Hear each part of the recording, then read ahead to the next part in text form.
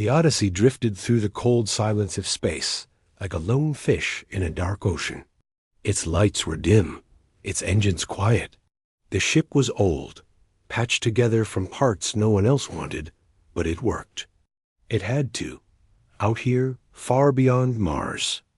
And near the edge of the asteroid belt, there was no one to call for help. Inside, the air smelled like metal, coffee, and sweat. The crew moved slow, used to the rhythm of deep space.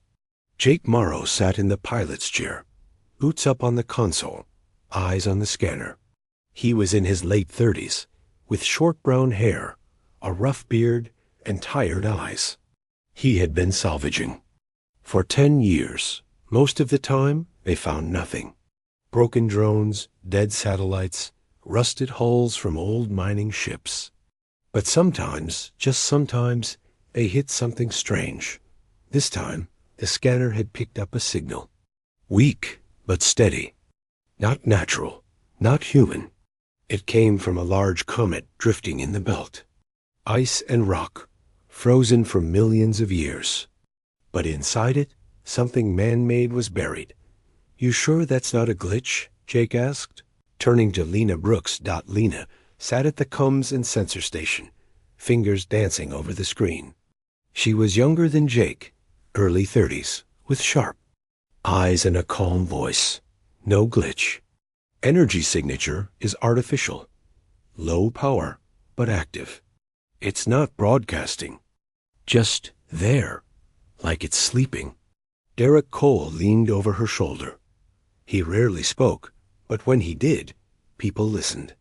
The ship's engineer, built like a dock worker, with grease always under his nails, could be a probe or a beacon. But the frequency, I've never seen anything like it. Myra Lang came in from the back, holding a cup of tea.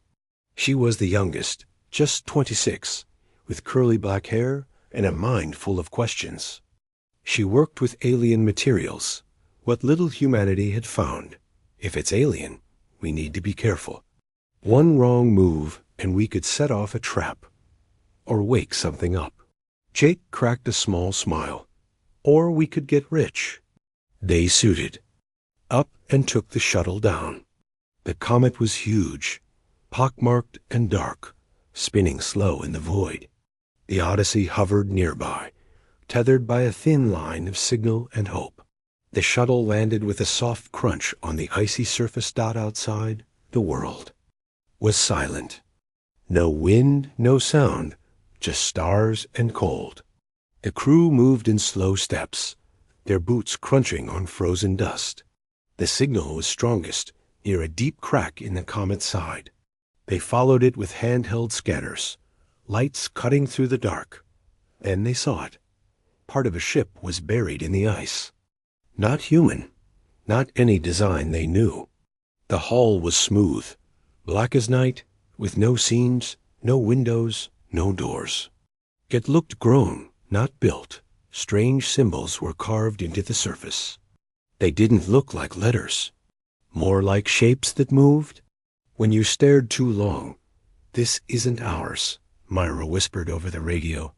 "No kidding," Jake said. "Derek, can we get in?" Derek scanned the surface. No visible entry. "But the material is thin here. If we cut, we might not trigger." "Anything might." They used a plasma torch. The black hole didn't melt like metal. It absorbed the heat, glowing red for a second, then cooling fast. After 10 minutes, they opened a hole just big enough to crawl through. Inside, the air was thick, not vacuum. Somehow, the ship still held pressure. The air smelled sharp, like burnt wires and rain. The walls were curved, made of the same black material, but now they saw a soft blue glow pulsing under the surface. "Like veins, life support," Lena said. "But after how long? This ship could be thousands of years old. Or millions." Mira added. They moved slow, lights sweeping the halls. The corridors twisted in ways that didn't make sense. Corners bent too far. Floors tilted without reason. It felt wrong. like the ship was built for beings who saw the world differently. Then they found the chamber. It was round like a dome. In the center, a pedestal rose from the floor. On it sat a small object crystal, maybe, but not like any crystal they knew. It was clear, but inside, tiny lights danced, shifting like schools of fish. It glowed with a soft blue light, steady. Calm. Myra stepped forward. "Don't touch it," Jake said. "I have to. It's the source of the signal. If we don't study it, we'll never know what it is." She reached out. Her gloved hand hovered over it. Then she touched it. The ship woke up. Lights flared. The walls brightened. The hum of power filled the air. The crew stepped back, hearts pounding. Then, on the far wall, words appeared. Not in any language they knew, but they understood them. Subject. Human. Designation. Unexpected. Initiating legacy protocol. "What the hell does that mean?" Derek asked. No one answered. The crystal pulsed brighter. A beam of light shot from it, scanning each of them. It lingered on Mira, the longest. Then a sound, not through the air, inside their heads. Soft, calm, like a voice from a dream. "You are not the ones we expected. But you are here. And that changes everything." Mira gasped. "It's talking to us." "How?" Jake said. "We're not the species they were waiting for. But you are different. You survived. You grew. You reached for the stars without being taught. That is rare. That is valuable." The crew looked at each other. Fear, wonder, confusion. "What do you want from us?" Jake asked. The voice didn't answer right away. Instead, images filled their minds. A planet covered in green forests. Animals they didn't know. Then fire, ice, darkness. Then cities rising. Ships flying. Humans walking on other worlds. Then a new image. A species tall and silver-eyed, watching from space. They placed seeds on planets. Life, but most died. Only one world kept going. One species kept trying. Earth. Humans. You were not made by us. But you were watched, studied, admired. We thought we would find our heirs. Perfect minds, logical, calm. But you are loud, messy, emotional.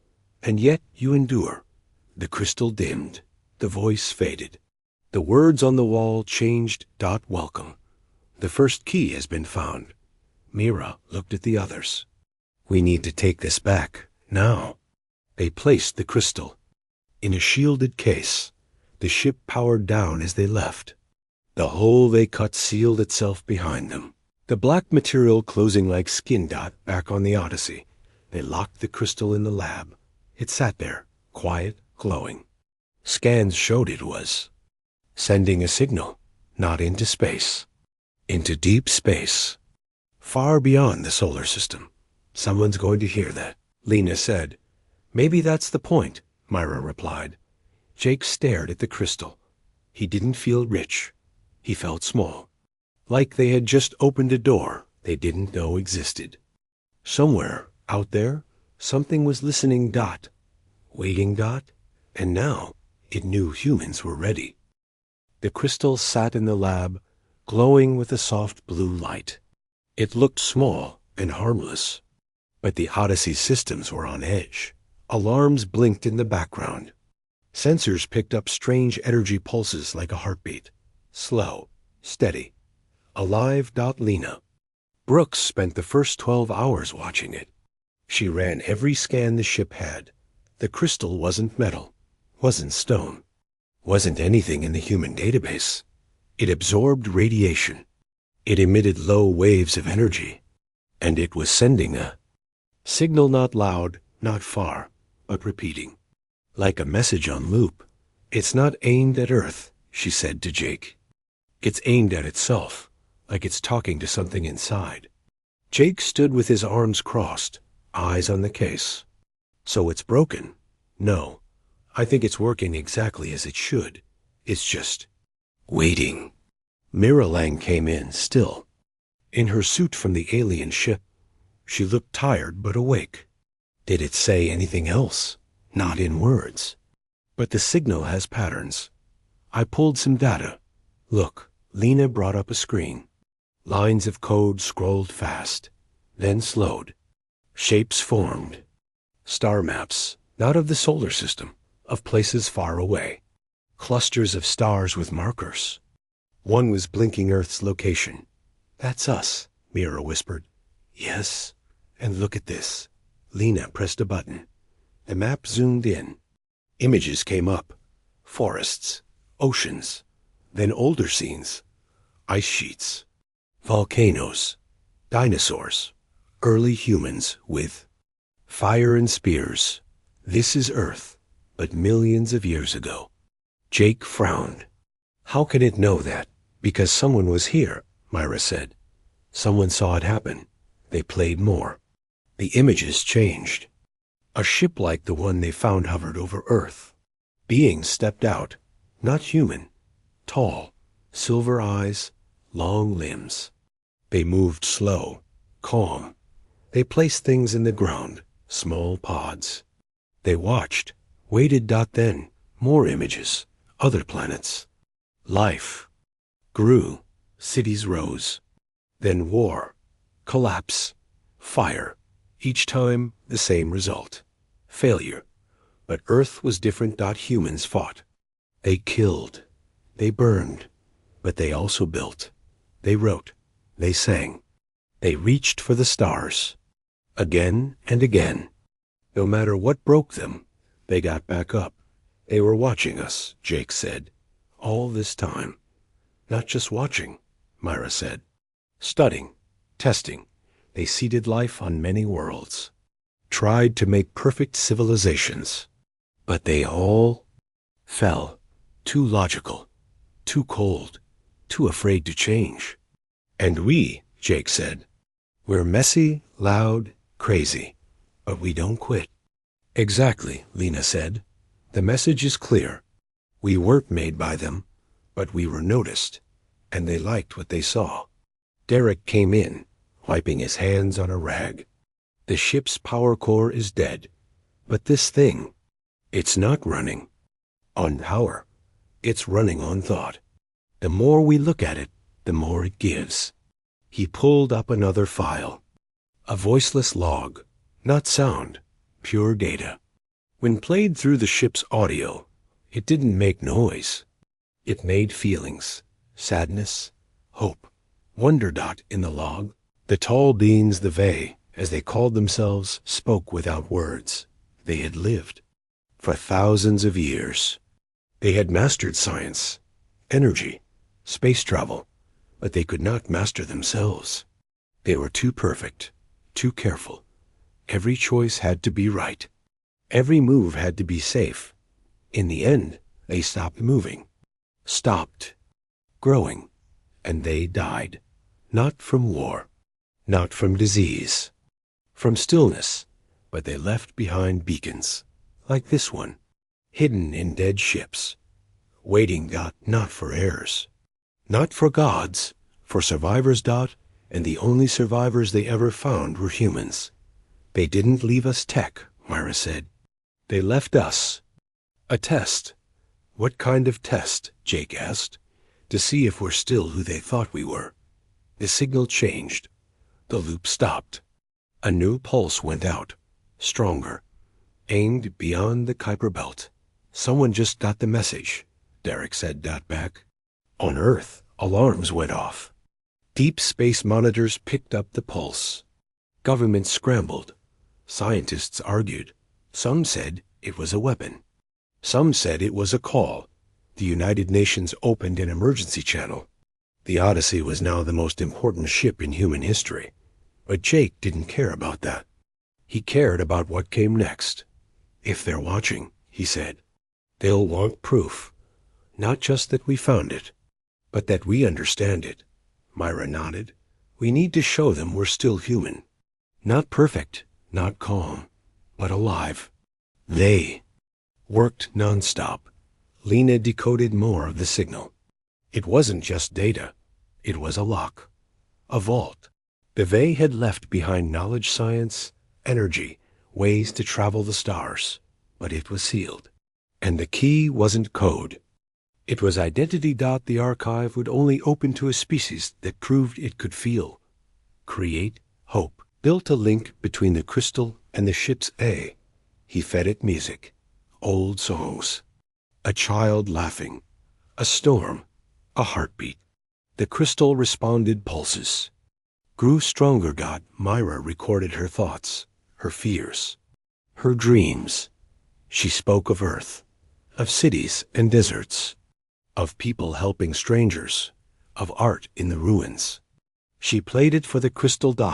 It glowed brighter. Then the ship shook. Not from inside. From outside. Deep space sensors lit up. 3 objects were moving toward them. Fast. No known propulsion. No heat trail. Just silent, sharp shapes cutting through the dark. Those aren't ours, Lena said. No, Jake said. They're Vey. The objects slowed as they neared.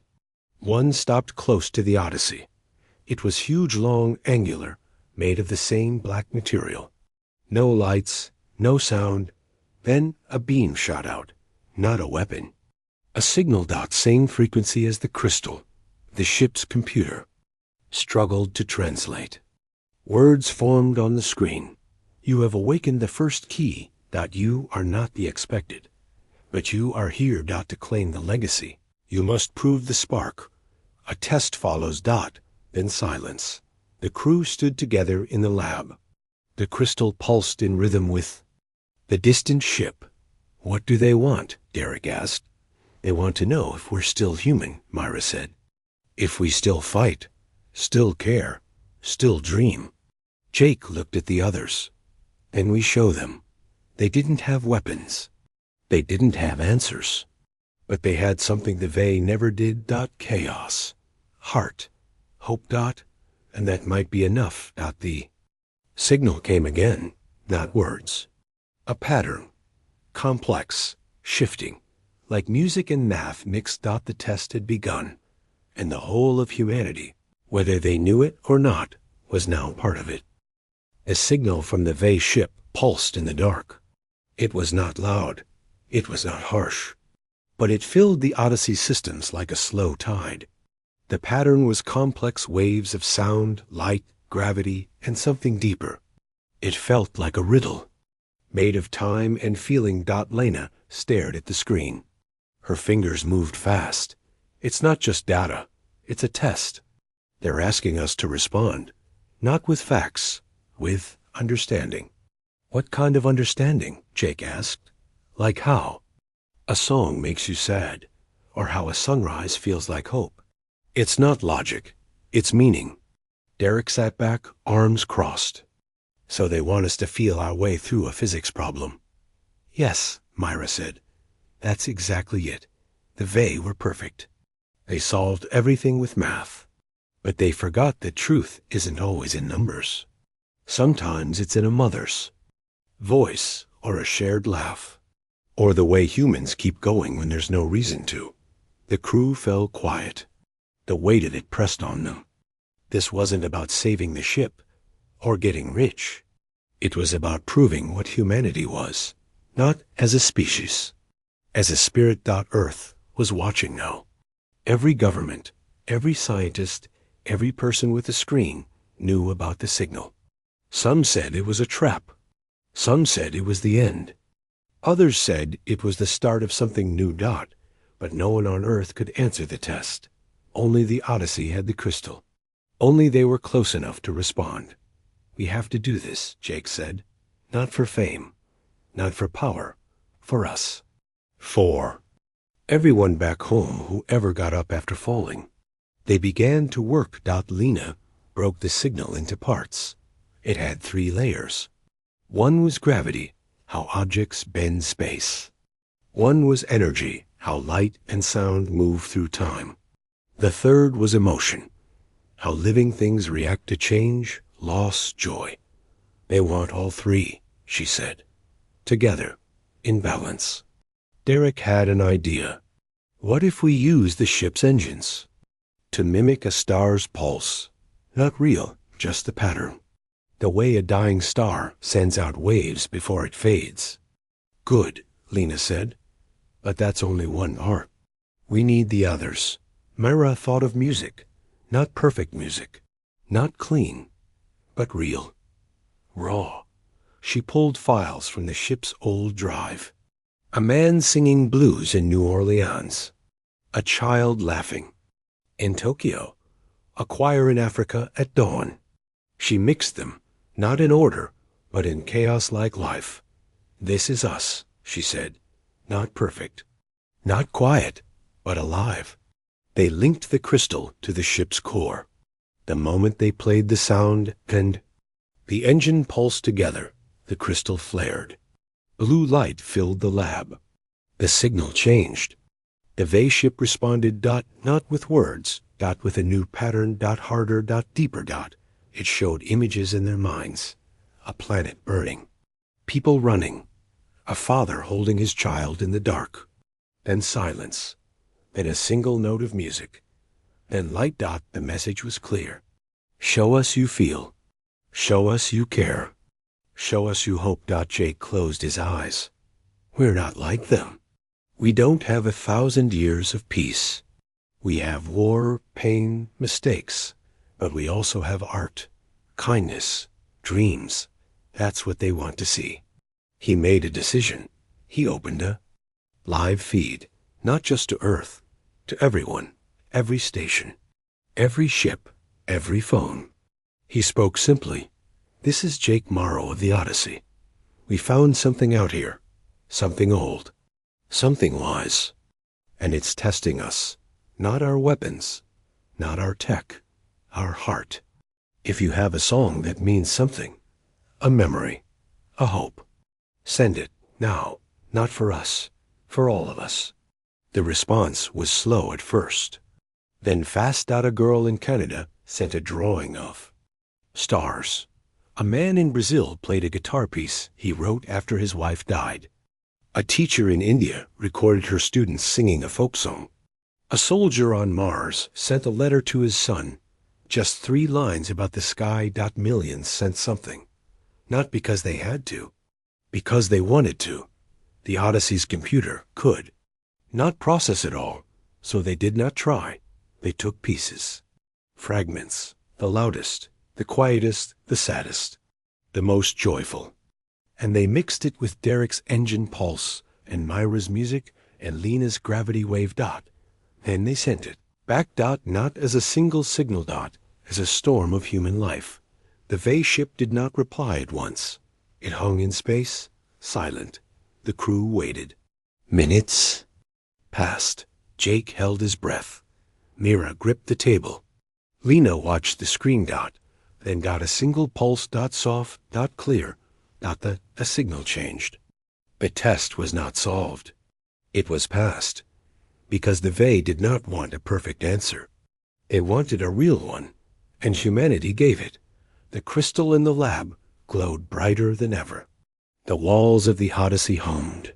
Data flooded in not just words. Knowledge, blueprints, ways to make clean power, ways to heal the sick, ways to travel faster than light, but not all at once. In layers, slow, safe. And a final message came. Not from the V. Ship. From the crystal itself. You are not what we planned. You are what we needed. Archive is open. Not to one. To all. The signal spread. Not just to the Odyssey. To every human device. In space. To every tower on Earth. To every screen. Every radio. Every mind that could receive. Governments tried to block it. Corporations tried to claim it. But it was too big. Too fast. Too free. A farmer in Kentucky saw fusion plans on his old tablet. A student in Sydney watched a V lesson on gravity. A doctor in Nairobi downloaded a cure for a disease. Thought incurable. It was not a weapon, not a gift. It was a chance. Jake stood at the window, looking at the Vey ship. It turned slowly. Then, without sound, it moved away. Back into the deep. Not gone. Just waiting. They're not coming back, Myra said. No, Jake said. They don't have to. We're on our own now. Are we ready? Lena asked. Derek smiled. We were never ready. But we're here. And we're trying. That's what they wanted. The Odyssey turned toward home. The crystals still glowed in the lab. But it was quiet now.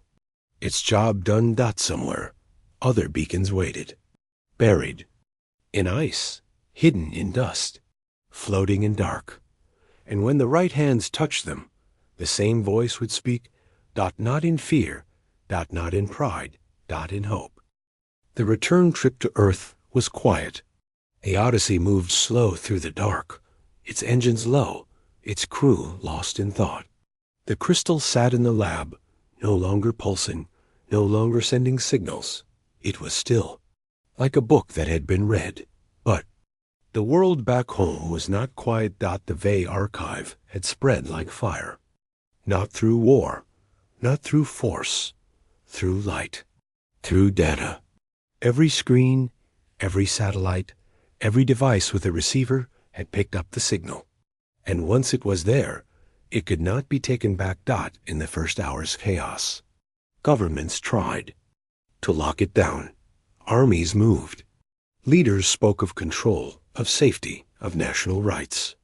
But the archive was not meant for one nation. It was meant for all. And it opened to all. A school teacher in Kentucky found plans for a small fusion cell. She built it with her students. In 3 days, their classroom had clean power. A farmer in Ghana used Vey soil codes to heal dead land. Crops grew in weeks. A doctor in Seoul cured a rare disease with a single injection designed by alien science. But it was not just tools. It was ideas. The Vey had left behind more than machines. They left behind wisdom, records of their own fall, how they lived too perfect, how they feared change, how they died not from war, but from stillness. And they praised humanity, not for strength, not for speed, for trying, for creating beauty in pain, for helping strangers, for never stopping. People read it, and something shifted. In wars, soldiers paused. In cities, leaders met, not because they had to, because they saw a choice. The archive did not force peace. It reminded them of what was possible. Jake watched it all from the ship. He did not feel like a hero. He felt like a messenger who had carried a letter. The words were not his, but they were real. Do you think we're ready for this? Myra asked one night as they floated near Mars. No, Jake said. But we're getting there. Some people are scared, Lena said. They think we'll mess it up, use the tech for war, forget what matters. Maybe we will, Jake said. We're human. We make mistakes, but we also learn. Look at what's happening. Farms growing, cities cleaning their air. Sick people getting better. That's not the old world. That's something new. Derek stayed in the engine room, quiet, as ever. But he smiled when he saw a video from Earth. A group of kids building a small gravity lift in a playground, laughing as a ball floated in the air. He sent them a note, just 2 words. Keep going. When the Odyssey reached orbit, Earth was different. Not perfect, not fixed. But trying. The United Nations called it the dawn of the open age. No one owned Vey knowledge. It was free, shared, built on trust. Schools taught it. Scientists improved it. Artists used it to make new kinds of music, new kinds of light. Jake and his crew were brought to the surface. They landed in New York, where a crowd waited. Not just reporters. Not just leaders, families, children, people from every country. They held signs, not with names, with words. Thank you. We hope. We are still here. There were speeches, awards, offers of money, of power. Jake turned them down. So did the others. This wasn't for us, he said at the podium. It was for everyone. We just found the door. You're the ones walking through it. They formed the Open Horizon Initiative. Not a company, not a government group. A promise. To keep the knowledge free. To help anyone who wanted to learn. To build, not for war, but for life. Myra traveled to schools, teaching kids about the VAE, about the test, about why feeling matters. As much as thinking. Lena worked on linking Earth's networks so no one would be left out. Derek helped design the first human-made VAE-style Power Core 1 that ran on light, not fuel. And Jake? He went back to the stars, not on a warship, not on a colony vessel, on a new kind of ship, built with VAE help, but made by human hands. Its purpose? Not to conquer, not to mine. To listen. To find the other beacons, because the VAE had not left. Just one. They had left many. Hidden in comets, buried on dead moons, floating in the spaces between stars. And each one waited. For the right touch, for the right heart. Years passed. The world changed slow, not all at once, but it changed. Cities ran on clean power. Deserts bloomed. Diseases faded. Space stations grew into homes. Children learned not just math and science, but care, art, and courage. And when the first true interstellar ship was built, it was not called Victory, not Conqueror, not Fate. It was called Legacy's Child. It carried no weapons, no soldiers, only knowledge, music, stories, art, the best of what humanity had made. And a message. Recorded by Jake, Lena, Derek, and Myra. To whoever finds this. We were once alone. We were small. We made mistakes. But we dreamed. We helped. We reached. When we were given a chance to be better, we tried. That is what it means to be human. The ship launched under a clear sky. It did not roar. It rose. Quiet. Sure. Into the stars. Somewhere far away, another crystal glowed. Waiting. Listening. Knowing. That the spark was still alive. The Legacy's Child moved through space like a leaf on a river. No engines roared. No fire lit the dark. It flew on a new kind of power, silent, clean, born from the VAE archive. Its hull was white and smooth, shaped like a seed ready to fly. On its side, in simple letters, was its name. No flags. No weapons. Just purpose. Jake Morrow stood at the window of the Odyssey, now docked at the lunar station, watching the ship vanish into the stars. He was older now. Hair gray at the temples. Face lined with time. But his eyes were the same. Sharp. Hopeful. Tired, but not broken. Do you think it will find anyone? Myra asked beside him. I don't know, Jake said. But it doesn't matter. It's not just a message to others. It's a promise to us that we don't stop, that we keep going. Myra smiled. She had spent the last years teaching, writing, speaking, not as a hero, as a guide. They called you as the first to touch the VAE light. But we were just the first to say yes. On Earth, the world had changed, not all at once. Not perfectly, but it had bent toward better. Cities ran on clean energy. Deserts grew green. The air was clearer. Wars still came. People still hurt each other. But now, when they did, others stood up, not with guns. With words, with help. With light. The Open Horizon Initiative grew, not as a government, not as a company, as a choice. Schools taught VAE science alongside human art. Doctors cured old diseases. Engineers built homes that healed the land. Children learned that strength was not in force. It was in care. And the beacons. They kept finding them. Not just one. Not 2. 5. 10. Scattered through the solar system. Buried in ice on Europa. hidden in the rings of Saturn, floating near Neptune. Each one held a crystal. Each one asked the same question. Are you still human? And each time, humanity answered, not with war, not with pride, not with music, with stories, with children's drawings and old people's memories, with farmers' hands and artists' songs. And each time, more knowledge came, not all at once, never too fast. The Vey had learned their lesson.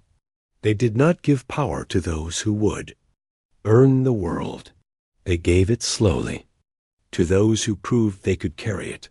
Derek Cole worked on the first deep space relay station. Built near Jupiter, it used Vey tech to send signals faster than light, not for war, for contact, for warning, for help.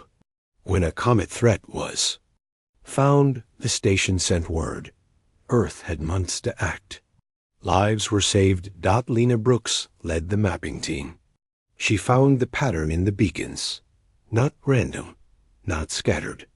They formed a path, leading out of the solar system, into the Orion Arm, toward a quiet star with no planets. Just dust, and something waiting. They're not gone, she told Jake once. They're just far. And they're watching, not to judge, to hope. Jake did not go back to deep space, not often. But when he did, it was not for fame, not for answers. To remind himself that small things matter. A kind word, a shared meal, not a hand held in the dark. He visited schools, not to speak of glory, to speak of fear, of doubt, of the night on the comet when he wanted to run, but didn't. We are not perfect, he would say. We never will be, but we are here, and we try, and that is enough. On the 100th anniversary of the first beacon's awakening, the world paused, not with silence, not with sound, not every nation. Every city, every village, played one note, one tone, one voice, sent into space, not as a cry, as a song. We are here. We remember. We hope. And far away, near a dead star, a crystal deep in a frozen ship, felt the wave. It pulsed once. Soft. Blue. Then lit up. Its long wait was over. A new signal went out, not to the Vey. They were gone. To whoever came next. And at the center of the message was one truth, pulled from 1,000 human voices. Life is not about living forever. It is about living well. With heart. With courage. With joy. Even in the dark.